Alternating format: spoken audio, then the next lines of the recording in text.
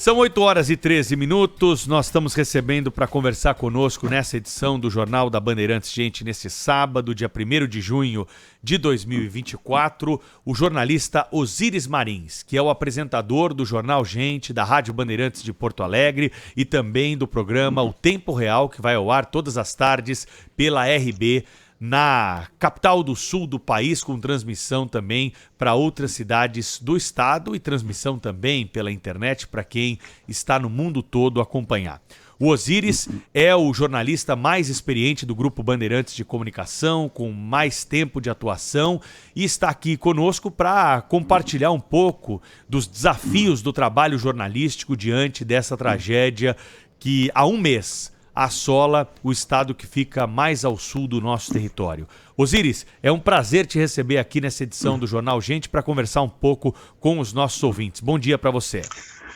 Bom dia, Pedro Campos, bom dia a toda a audiência do Jornal Gente, da Rádio Bandeirantes de todo o país, né? Uma honra estar aqui contigo nesse Jornal Gente, já conectamos tantas vezes, né, no nosso Gente ao longo da semana, hoje aqui também com vocês. Só para demarcar, temperatura 9 graus com sensação de 6, meu amigo, aqui, densa neblina em Porto Alegre, daquelas que dá para cortar com a faca, Pedro. Aqui 12 graus, mas é mais ou menos a mesma coisa, viu, Osíris? Porque para os paulistas 12 graus é como se fosse 6 graus para os gaúchos, né? Vocês estão mais acostumados com as temperaturas mais baixas, mas aqui em São Paulo tem sol. Não sei se tem névoa, porque daqui do estúdio eu não consigo ver, estou aqui desde o pulo do gato, mas os ouvintes vão me ajudar certamente a responder essa questão. Osíris, vamos começar trazendo a notícia do momento. O que é destaque hoje aí na imprensa? A água já baixou de vez? Tem água acumulada ainda em Porto Alegre e outras cidades do Rio Grande do Sul? Tem água acumulada ainda, tem regiões que estão no semi-isolamento.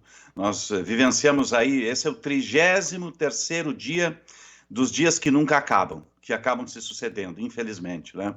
Tem um filme do Bill Murray, que é o Feitiço do Tempo, né?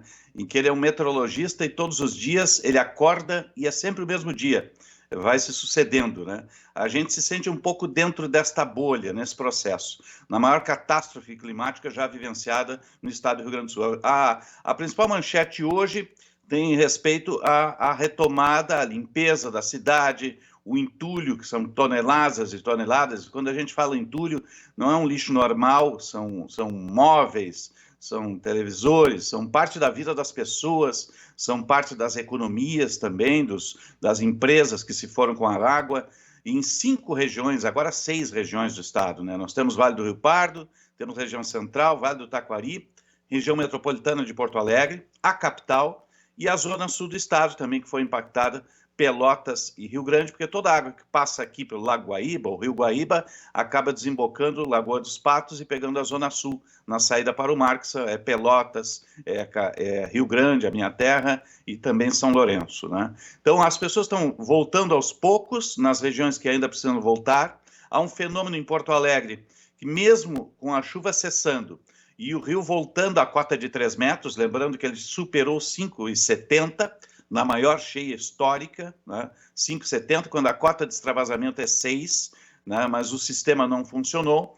E há um fenômeno ocorrendo em Porto Alegre, porque mesmo sem chuva, o sistema de drenagem continua botando água para fora, independentemente se são bairros baixos ou se são bairros altos. É muito comum você trafegar com o carro e uma dessas tampas de bueiro está brotando água como se fosse uma turbina, com uma força gigantesca, independente se é ponto baixo ou ponto alto.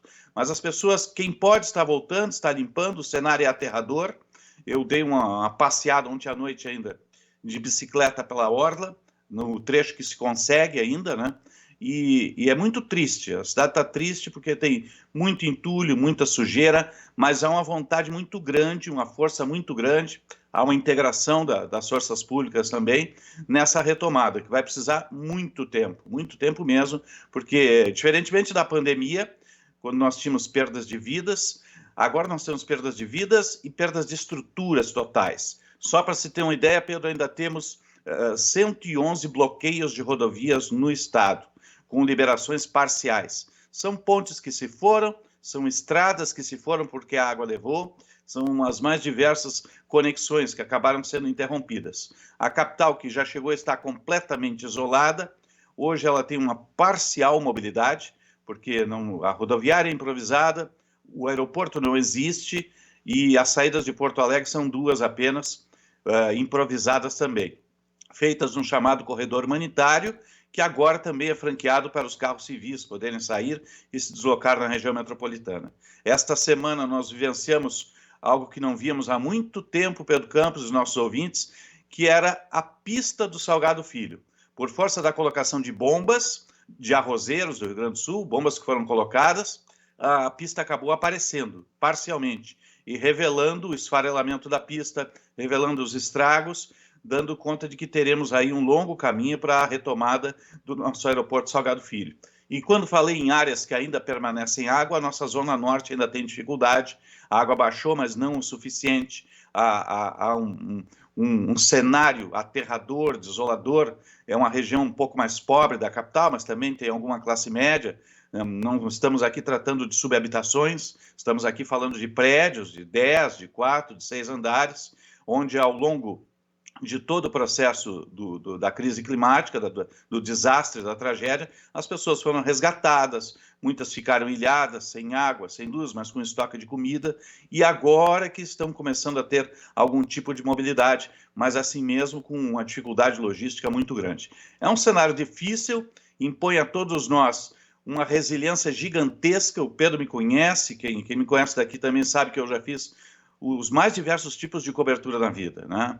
De sequestro, a golpe de Estado no Paraguai, a um conflito bélico no Oriente Médio, e a pandemia, que nos impôs uma dificuldade gigantesca, mas nunca tinha passado por isso tão perto, tão próximo, praticamente no pátio da casa da gente, no pátio do nosso trabalho, né? Então, isso impôs de todos nós, os mais experientes, os mais jovens, uma resiliência gigantesca, uma abnegação, porque todos nós, os colegas do Grupo Bandeirantes do Rio Grande do Sul, eu mesmo, de uma maneira ou de outra fomos impactados. Se não foi diretamente, foi um parente que teve que ser resgatado, foi uma pessoa que se foi, e isso nos traz um componente emocional muito grande.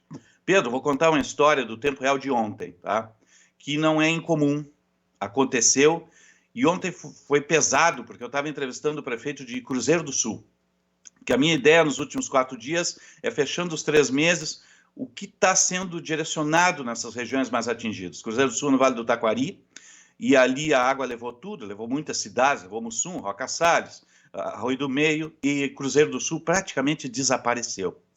E eu entrevistei o prefeito, ele perdeu a casa, perdeu entes queridos, viu o bairro sumirem no meio da lama, e a certa altura, lá no final, ele começou a chorar no meio da entrevista, né? Porque ele se sentia perdido.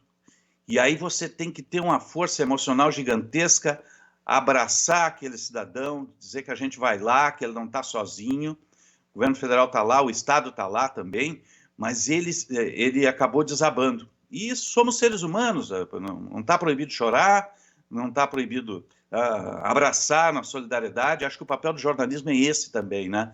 Mas eu vou te dizer, eu balancei porque ele chorou, ele desabafou, e a gente teve um abraço virtual pelo rádio, e aí ele me disse assim: Osíris, vocês são nossos companheiros, nós perdemos tudo aqui, e no auge da tempestade, não parava de chover, a gente estava com o radinho de pilha, estava ouvindo a Bandeirantes, porque não tinha mais energia, não tinha água, não tinha combustível para gerador, não tinha nada, a cidade tinha desabado, e a gente estava se nutrindo pelas informações do rádio de pilha, né?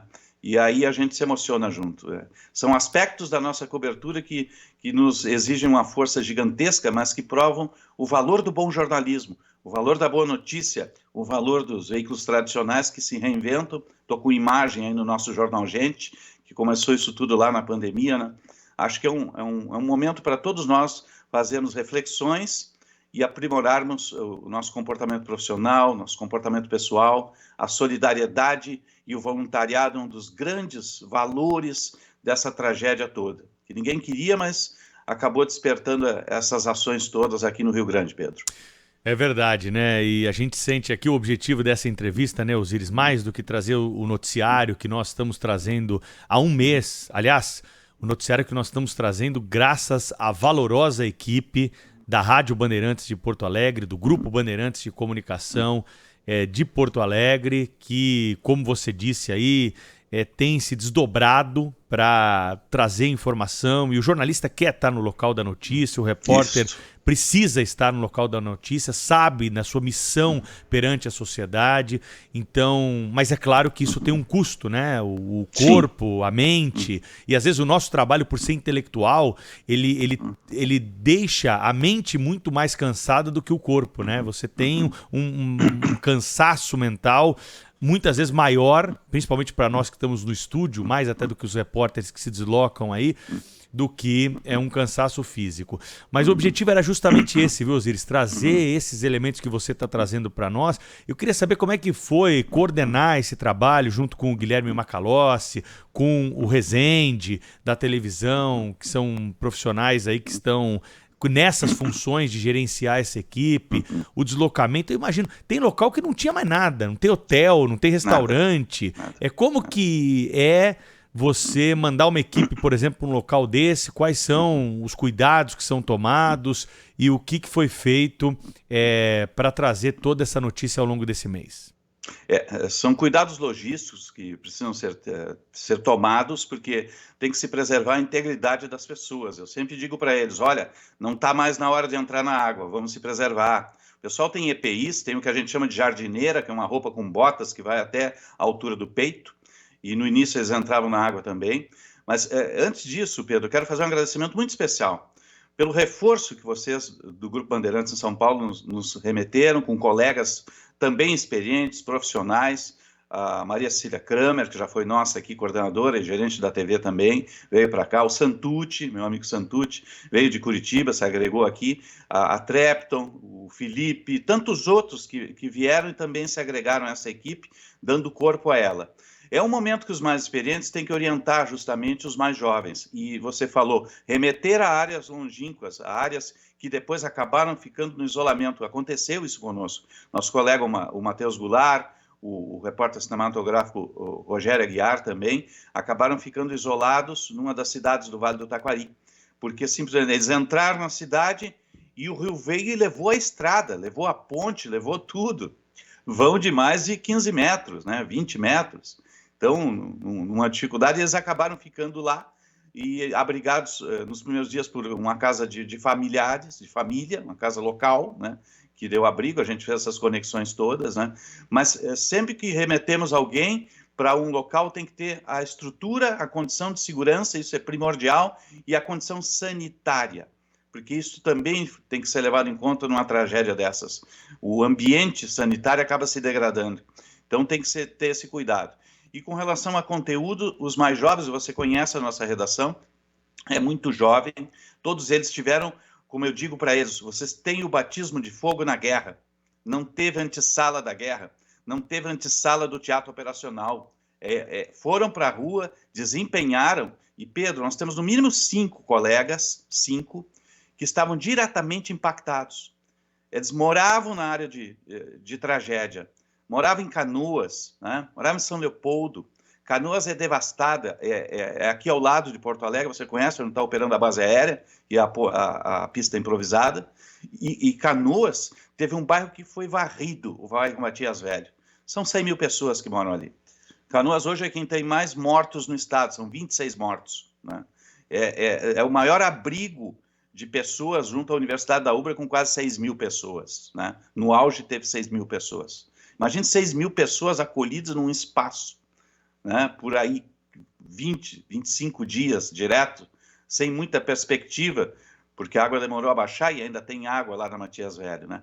Então, esses colegas foram absolutamente gigantes, porque além de ter que gerenciar a sua própria vida pessoal, e nós procuramos dar acolhimento para eles, e muitas vezes nós dissemos, não, quem sabe você sai da cobertura, cuida da integridade, vai receber apoio nosso. Não, eles permaneceram. E eles foram epidérmicos, foram de um trabalho coletivo e profissional gigantesco.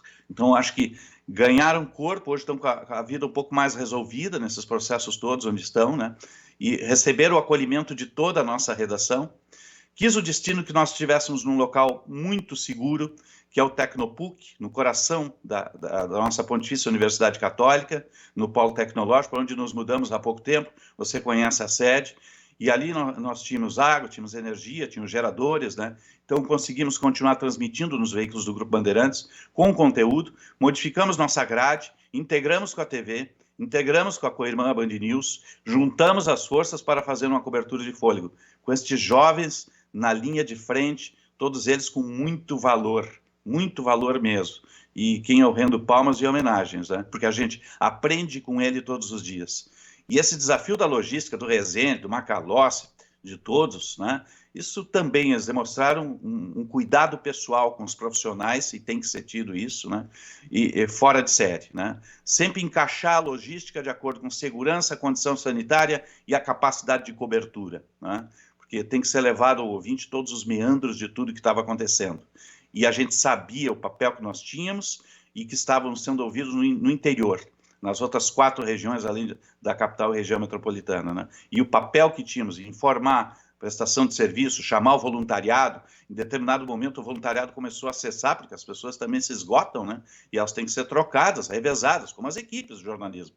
Então, chamar voluntários, chamar as doações, isso tudo acabou se integrando num pacote operacional e conseguimos, creio eu, que levar um produto muito bom para todos em meio a essa tragédia toda. Aliás, né, Osiris, mostrando tudo isso. Dentre as notícias boas, né, que você mencionou diante dessa tragédia cheia de notícias terríveis, a solidariedade do povo brasileiro, mais uma vez, foi destaque, né? Nos 4 cantos do Brasil, nós tivemos aí doações, até mesmo mensagens que foram enviadas, crianças nas escolas fazendo desenho, que mostra o melhor do lado do ser humano. Como que foi para vocês aí receber esse apoio? Foi uma surpresa? De alguma forma vocês já esperavam pela ajuda dos brasileiros de outros estados? Surpresa não foi, porque a gente sabe que o brasileiro é solidário. O volume, isto sim, o volume e a velocidade. E a forma como transpuseram as dificuldades logísticas, porque não tinha como entrar na região metropolitana de Porto Alegre, Pedro. Não tinha aeroporto. A base, naquele momento, no início, só operava aviões militares. Eram os Búfalos, os Hercules, os Amazonas, que estavam descendo, trazendo reforço, helicópteros que vieram do país inteiro, da Força Aérea Brasileira, helicópteros da Marinha, helicópteros do Exército. Então, a solidariedade chegava muitas vezes de caminhões gigantes. Vou citar um só, para dar um exemplo e simbolizar nele tudo que chegou de forma alternativa, digamos assim, buscando rotas alternativas para chegar até a região metropolitana e da região metropolitana ser deslocado para o restante do país. As carretas que vieram aí de Itu, da sede da Kia, da família Gandini, carretas com colchões, com roupas quentes, com mantimentos não perecíveis, que vieram estrada afora, cruzaram a nossa região metropolitana, até hoje não sei como, que caminhos fizeram, e chegaram até a sede da Kia, que é do lado da nossa Band, do lado do Tecnopuc, e dali no centro operacional, porque as revendas de veículos não estavam vendendo, mas se transformaram em centros de doação e logística para distribuir para os centros de acolhimento. Dali aquelas carretas foram distribuídas, aqueles mantimentos todos, aqueles colchões, aquelas roupas quentes, né, porque a temperatura havia caído, foram distribuídas para todo o estado. É só um exemplo, só para demarcar dos milhares que chegaram via rodoviária com caminhos alternativos, demorando lá 4, 5 dias para chegar, mas chegando e sendo distribuídos para os centros de acolhimentos, que não eram poucos e não são poucos hoje. Porto Alegre tem uma centena de centros de acolhimentos, a região metropolitana outros, né, e o interior ainda mais. Esta solidariedade foi fundamental e ainda é, assim bem como as contribuições para o Pix oficial do governo do estado, para o canal da CUFA e da Bandeirantes, o Band Abraça, da Central Única das Favelas. Esses recursos são fundamentais, vão ajudar ali adiante as pessoas a reconstruírem suas vidas, né? E aí eu quero pontuar uma questão que vai além da solidariedade, do voluntariado, este movimento de massa que nós vimos, e o que eu acho que nunca vi nem lá nos Estados Unidos, em New Orleans, quando passou Katrina, né? Esse movimento de massa, nós tivemos esse movimento potencializado, gigantesco, em todo o país. Nós vimos aqui desembarcando doações do Ceará, de Goiás, de Manaus. Não ficou estado sem desembarcar aqui, seja depois via aérea pela pista da base, seja por via rodoviária. E essas doações foram fundamentais, porque não há logística que resista à tragédia que a gente passou. A água leva tudo, tudo, absolutamente tudo. A água te cerca, a água chega perto da tua casa, do teu trabalho, ela destrói as estruturas todas, né? E você precisa rapidamente ter os centros de acolhimento, o voluntariado, a disposição direta da solidariedade e as doações. E elas chegaram de todo o país, o que pôde minimizar um pouco o sofrimento das pessoas que ainda estão, né, de uma forma precária nesses centros de acolhimento. Solidariedade e voluntariado foram gigantescos e emocionaram a todos nós, Pedro. Nós estamos conversando nessa edição do Jornal Gente com Osíris Marins, que é jornalista do Grupo Bandeirantes de Comunicação em Porto Alegre, no sul do país. Ele é apresentador do Jornal Gente, lá da Rádio Bandeirantes de Porto Alegre. É um jornalista experiente, já acompanhou muita coisa ao longo da carreira e esteve à frente desse desafio, né, de comandar essa equipe, ajudar no comando lá da equipe, no direcionamento da cobertura jornalística durante essa tragédia que já dura mais de um mês no sul do país. Osíris, vamos falar um pouco sobre as autoridades, providências tomadas, essa crítica de que houve atraso em obras necessárias que pudessem minimizar ou, em alguns casos, até evitar o tamanho da tragédia. Depois de você ter entrevistado muitas autoridades em âmbito municipal, estadual e federal, qual é a conclusão que você tem do que aconteceu aí no Rio Grande do Sul? Era possível prevenir uma tragédia dessa magnitude? Do tamanho como ela aconteceu, acho que nós teríamos prejuízos, teríamos mortes baixas, infelizmente, são 169 vidas que partiram aí, e ainda temos 44 desaparecidos que ainda não foram encontrados, né? É difícil você ter uma prevenção para a magnitude que nós tivemos. Mas uma coisa é certa, nós tivemos avisos. Nós tivemos avisos em 2022 com uma tragédia no litoral, Três Forquilhas, Maquiné, cuja uma bomba d'água levou tudo e precisou-se também solidariedade, também movimentação das estruturas. Depois, em 2023, o ano passado, em setembro, nós tivemos a primeira grande tragédia no Vale do Taquari. Aconteceu quase que tudo isso que aconteceu agora, novamente, no Vale do Taquari. Cito ali Lajeado, Mussum, Roca Salles, Arroio do Meio, cidades que foram varridas. A cheia chegou a Porto Alegre em setembro do ano passado. Chegou a Porto Alegre, colocou-se sacos de areia, fechou-se as comportas vazaram, mas a água não chegou na cota tão alta como chegou agora, então ela ocupou tão somente a pista da avenida que é costeira, Avenida Mauá, costeira ao centro de Porto Alegre. Não atingiu essa magnitude toda. Mas era um grande aviso de que algo precisava ser feito, né? Que os sistemas de contenção estavam vazando, havia risco no rompimento de diques, e aí naquele momento era importante algum órgão técnico do governo, seja o municipal principalmente, mas estadual também, olhar e dizer, opa, temos um problema aqui, é preciso reforçar esses diques, é preciso verificar essas casas de bombas, é preciso vedar essas comportas, que é um sistema que foi construído na década de 70, foi muito bem projetado por engenheiros hidráulicos da Alemanha, que aqui vieram, foi projetado para 100 anos, só que ele envelhece, é como um carro, ele precisa de manutenção, tem que trocar o óleo, tem que trocar os filtros, tem que limpar os bicos injetores, e essa manutenção não existiu, de forma tal que, nesse momento, na hora da tragédia, ele acabou falindo, colapsando. O sistema colapsou sem que a cota de extravasão fosse superada, porque a cota do muro, projetada por 80 anos por esses engenheiros hidráulicos alemães, era de 6 metros. Chegamos a 5,70.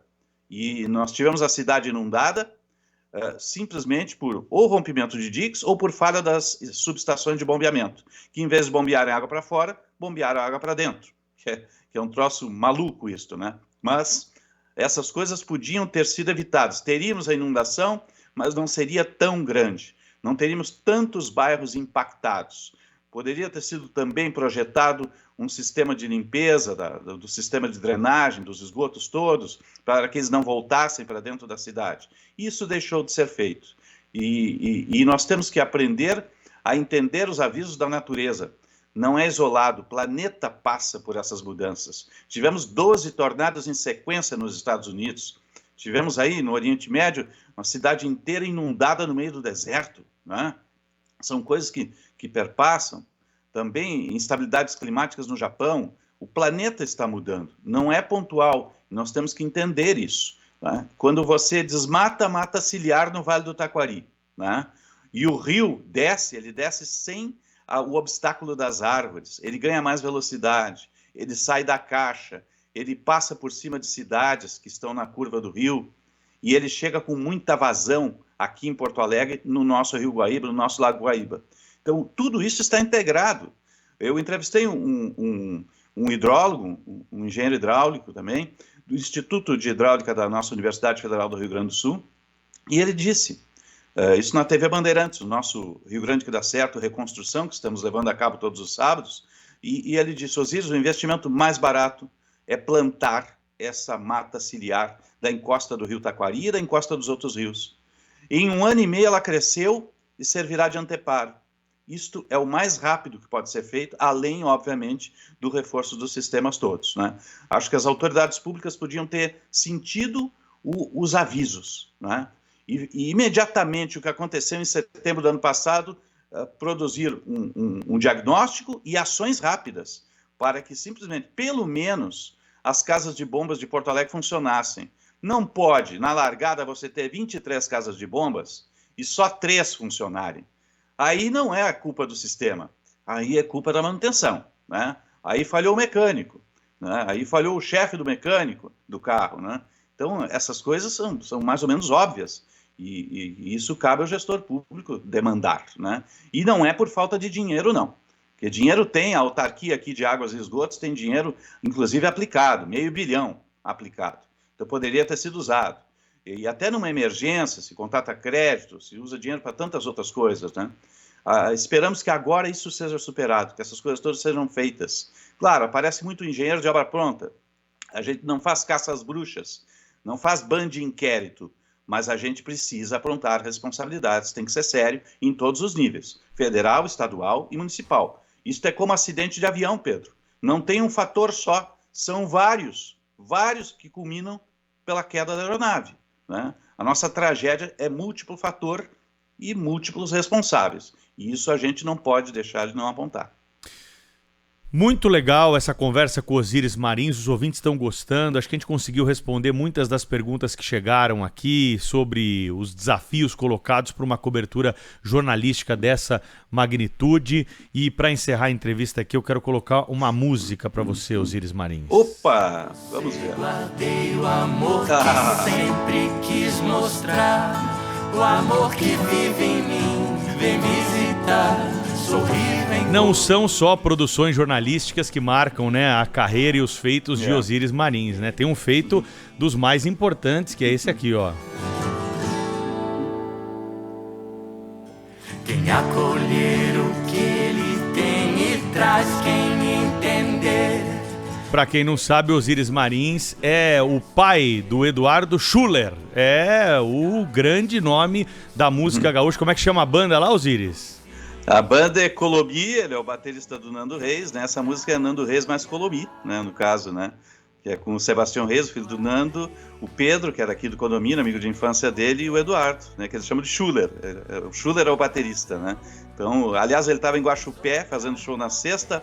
Ontem fez show em São Paulo, aí, Altinópolis, né?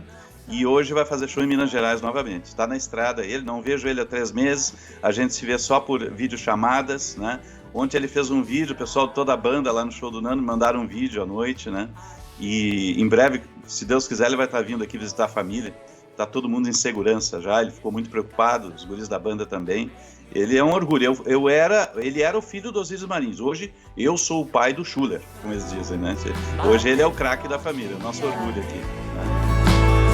No fogo gelo vai queimar. Osíris Marins, foi um prazer te receber aqui nessa edição do Jornal Gente. Bom trabalho pra você aí, força, né? Manda um abraço pra todo mundo, inclusive eu não posso deixar de registrar aqui que todo esse trabalho realizado pelo Grupo Bandeirantes de Comunicação, que você acompanhou aqui na Rádio Bandeirantes, nas outras emissoras do grupo, está sob o comando da Lisiane Russo, que é a diretora da Rádio Bandeirantes de Porto Alegre, do Grupo Bandeirantes de Comunicação em Porto Alegre. Então, Osíris, leve o nosso abraço aí a Lisiane, a todos os colegas, força aí para vocês, sigam nessa luta, porque como você mesmo disse aqui, o rádio é a comunicação, é a informação segura, são os veículos de comunicação tradicionais que escapam das notícias mentirosas, das armadilhas, que colocam o dedo na ferida para cobrar as autoridades, que fazem a diferença. E o nosso papel nessa tragédia é abraçar a informação e levar para todo o Brasil aquilo que está acontecendo no Rio Grande. Um abração, viu, Osiris? Um abraço, Pedro, parabéns pelo trabalho, te aguardamos em breve aqui, eu pago o cafezinho, uma caloça e pago o churrasco, tá, meu amigo? E obrigado pela homenagem, assim você me faz chorar, porque se tem uma coisa que bate no peito, às vezes vai dar o vazio, é a saudade do filhão, deve estar nos ouvindo aí na estrada. Muito obrigado a todos aí e um agradecimento muito especial a todos vocês aí que nos ajudam a fazer essa cobertura diariamente. Parabéns pelo trabalho, para toda a retaguarda aí também, para Maria Eugênia, pessoal da técnica, tá? E você tá pilotando bem isso aí, hein, seu Pedro Campos? Estou gostando de ver. Um abraço, querido. Estamos fazendo um pouquinho aqui. Um abraço. Um abraço.